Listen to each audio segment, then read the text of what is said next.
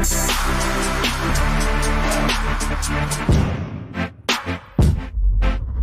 guys, in this video we're just going to show you how to find out what flood zone your property that you're running a comp is in. That is very important, especially here in Houston. If you're not in Houston, you're watching this, it might not have as much relevance in your market, but it sure does in our market in Houston, right?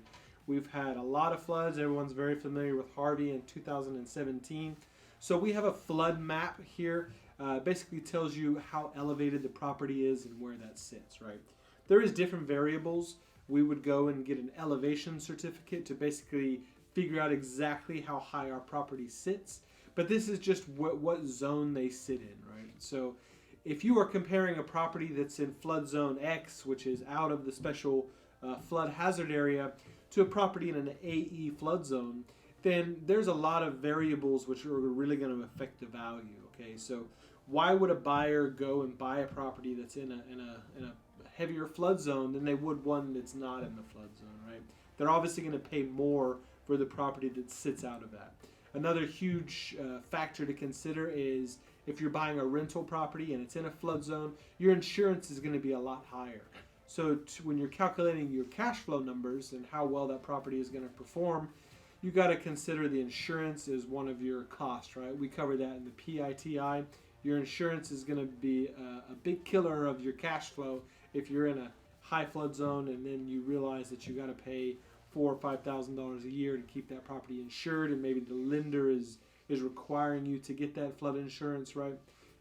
So definitely every time you're running a comp in Houston, whether it's $1 million home or a $50,000 home in any area, you're going to learn on Matrix to just basically plug in the flood zones, find out if ours is in a flood zone, and more importantly, on your comparables, is your property in a different flood zone than the ones that you're comparing it to. So hope you enjoy this video. You should be getting really well versed in Matrix now and learning all these different elements to when you're running a comp that you got to consider, right? Flood zone is definitely a must. I see it all the time where somebody will use 3 or 4 comps that might be in flood zone X, but you're in 500, you're in AE flood zone, and it really throws the numbers off, and you got to do a lot more due diligence and a lot more digging into comps within your same flood zone. So hope you enjoy. Flood zone your property's in. When you're running comps, we're in the Houston market, so this is very important for us. The flood can really drastically change your insurance. So if you're talking about a rental property and you're in a different flood zone, you're looking at eating your cash flow if you have to pay substantially more insurance, right? Just like everything else, it's under boundaries. Searching, quick family search, and there is some variables when you're doing the flood zone. A lot of properties have been raised. So when you are looking at a property, comping a property which is in a flood zone, I've actually done one on Carew. When you're looking at a property, you want to be asking the seller, A, has it ever flooded? And if it has flooded, what you want to be doing is finding out if the property has an elevation certificate. So whenever you're getting insurance on a property which has been flooded, the insurance can go up or down depending on how far under that base level that the property sits. If you're in a highly flooded area, but that owner has previously lifted up that house 15, 16 inches, then that's going to reduce your insurance cost because you're not sitting as low as some of those other houses. So let's take 6140 Carew Street.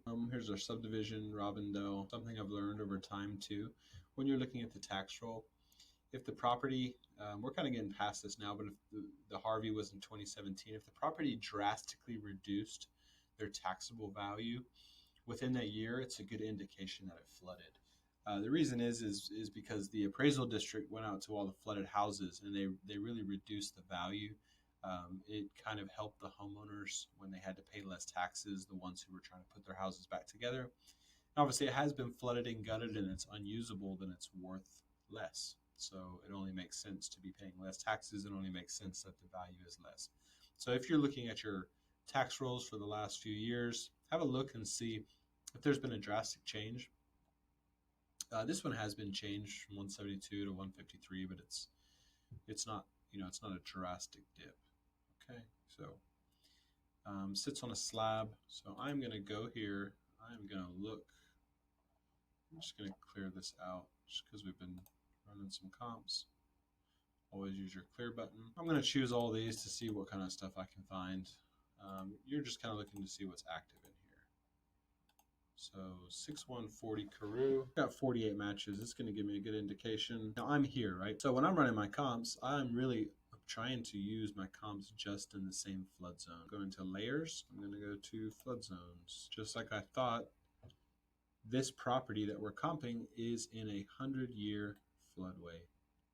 So that is definitely one of the scarier flood zones, because more than likely this property at some point has flooded. If I am comping my properties and I'm here, well, it's not a fair representation to be using the ones in a 500-year flood zone because they have a less likelihood to flood, right? 500 means they should flood once in 500 years. Obviously, our hurricanes have been pretty bad recently, so it's not a true representation. But that's kind of what it indicates, once every 500 years. The coastal 100-year floodplains would mean it would flood every 100 years. The 100 years are your worst ones. So a floodway is obviously pretty bad. It means that's where the water flows down. The best flood zone, if you could say the best flood zone, is your flood zone X. What that is out of the special flood hazard. What a lot of people don't realize in Houston, that everybody is in a flood zone, but it just depends, what you're in. So this is out of a flood hazard area, so it's flood zone X. So that's obviously the ones that are better. 500 is not as bad as your 100 years, but you're looking, you see kind of by your body of water here. That's a coastal 100-year floodway. That's pretty significant. So just knowing this whole area here floods really badly, you're not going to be able to comp of AE to a 500-year. But again, it's not the end of the world if they're flooded. You just really have to take that into account. You got to take into account that the insurance is going to be a lot higher, that the buyer apprehension of buying in an AE flood zone is going to be a lot higher. And if you had one in not a flood zone, obviously that's not a factor that is a concern for the buyer. So whenever you're doing this, always check in Houston, every single property that you do, you need to be putting in what flood zone that's situated within there. And actually, if you look at our CRM, you should be putting that in there every time you put the information about the property. And that's really how you find the flood zone. When you're dealing with the seller, ask them if the property in any flood zone in Houston, ask them if it had ever flooded before. If it had flooded, ask them if that property has ever been raised. It's also good when you're asking them for the survey, because you always want to ask a seller if by any chance did they ever have a survey done. Also ask them if especially if it's in a flood zone, if they ever had an elevation certificate.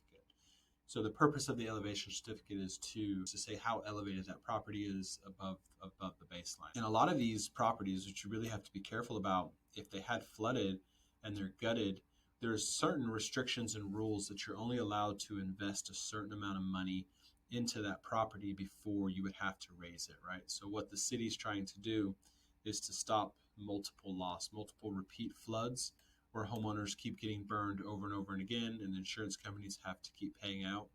So you can't just buy a flooded property necessarily in one of these flood zones, depending where it is, and rehab it and put it back on the market. When you go to pull the permits, the city is going to look at your total repair cost and figure out if this falls within their criteria. If it falls within those certain restrictions, a lot of times, especially in Meyerland, they were made to go and raise their properties before they were allowed to get permits to put their property back together. So before they were able to get their permits to get all their utilities. So definitely check the flood zone on every single property that you do. It does play a huge importance, just like everything else with comping. And what you don't want to do is find out that you think you have a great deal, but what you did was you comped here in this flood zone, but then all your best comps were here in the 500-year flood zone. It's definitely something to take into consideration. Hey, what's up guys? Joe Davis here from Right Way Home Solutions. Thank you for watching our latest video. Don't forget to like, subscribe, and share. Also, press the bell, get the notifications for all future videos. Find us on Facebook, Instagram, or jump over to our website, jvtherightway.com. We have some great stuff on there. And if you have any questions relating to this video or this topic, feel free to leave a comment in the comment section below. I can jump on and answer any questions, or one of our team members here at Rightway can answer any questions that you might have related to this topic. So thanks, and we look forward to seeing you on the next one.